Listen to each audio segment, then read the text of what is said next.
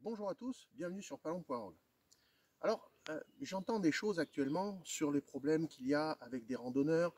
J'entends Monsieur Willy Schran qui s'énerve vis-à-vis aussi des randonneurs et tout ça. Bon, moi, écoutez, je vois pas pourquoi on crée un problème là où il n'y en a pas. Je vous explique. Quand on est en hiver, il n'y a pratiquement aucun randonneur. L'hiver, il n'y a personne. Il pleut, il fait froid.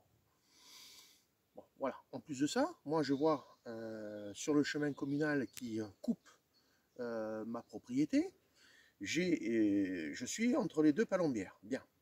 C'est moi qui entretiens le chemin. Bon. Les randonneurs, ils respectent ce qu'il y a sur le chemin. Ils traversent sur le chemin. Ceux qui veulent venir sur ma propriété le long de la Gaze et tout ça, il n'y a pas de problème. Ils viennent me voir, et souvent c'est le cas. Ils me posent la question de dire, voilà, avec la politesse nécessaire, est-ce que vous nous autorisez à venir se balader chez moi, enfin chez vous, et je leur dis, mais il n'y a pas de problème. Quand on demande la permission, il n'y a aucun souci. Moi, j'ai pas un randonneur qui me dit, ah bah oui, mais moi je ne veux pas me randonner, je veux pas faire une randonnée parce que je vais me prendre un pruneau. Mais je lui dis, mais attends, on est au printemps, on est en été, on chasse pas. Même la société de chasse qui fait des battues en bordure du chemin communal prend toutes les précautions pour ça. On n'a strictement aucun souci. Le seul souci que j'ai, c'est que sur le chemin communal, c'est moi qui en assure la maintenance. Et il m'arrive parfois de trouver des papiers, des déchets. Oui, c'est vrai. Bon, et ça, c'est pas les gens du coin qui le font. Hein. Ce sont effectivement les randonneurs. Mais ceci étant dit, quand j'ai un groupe de randonneurs qui me croisent et tout ça, mais je vais vous dire une chose, quand ils vont à un propriétaire, ils sont les premiers à aller devant un propriétaire. Ils sont les premiers à poser des questions, à savoir ce qui se passe dans le coin, comment ça se passe. Et je leur parle à ce moment-là de l'histoire, de la faune, de la flore, de la chasse, de la pêche. Je vois pas où est le problème. Franchement, j'ai des gens qui passent à vélo, qui passent à moto, qui passent en quad.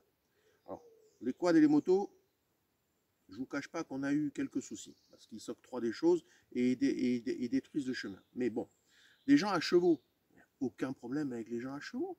Et je vous dis, quand ils voient le propriétaire qui est là dans le secteur, ils disent, ah, il y a quelqu'un, ah, on va discuter avec lui et tout ça.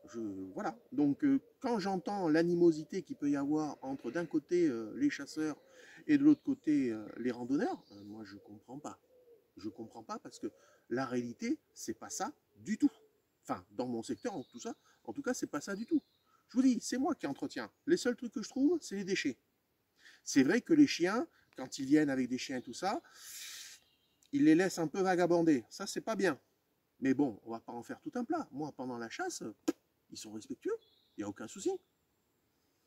Donc, je pense que la politesse et la bienséance qu'on apprend à l'école quand on est petit, eh bien, quand elle s'applique, eh bien, il n'y a aucun problème pour pouvoir être avec ces gens-là. Alors, je ne vois pas pourquoi on oppose la chasse avec les randonneurs. Là, honnêtement, à chaque fois qu'il y a une battue, il y a des panneaux, c'est mentionné.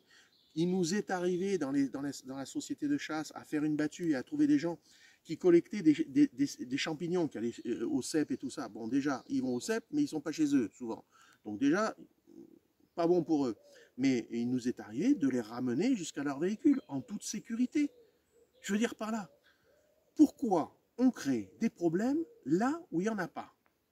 Ok, hein, 80% des propriétés, ce sont des propriétés qui sont privées. Donc effectivement, les gens n'ont pas à aller dans des propriétés privées. Et il arrive parfois de faire la police. Mais quand on fait la police, c'est quand?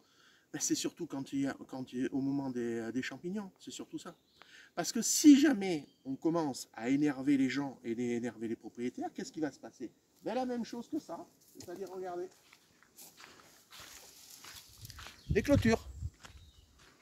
Vous avez envie que la France, elle ressemble à une clôture? Franchement. Vous avez envie de ça? Moi, j'ai pas envie de ça.